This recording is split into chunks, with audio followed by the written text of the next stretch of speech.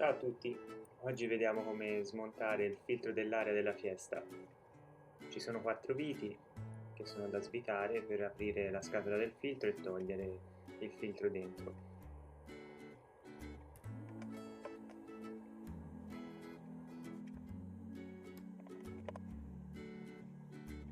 Quando il filtro è sporco va cambiato, di solito sono 10-15 mila km, possiamo arrivare anche a 20, poi dipende dal tipo di strade che facciamo.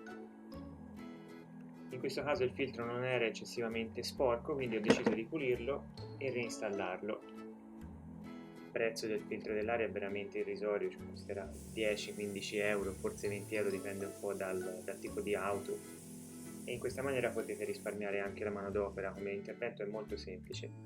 Una volta pulito lo andiamo a reinstallare, quindi lo riposizioniamo all'interno della scatola del filtro e chiudiamo.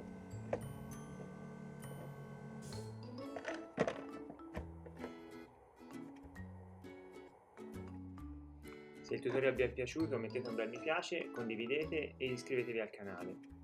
Ci vediamo al prossimo video.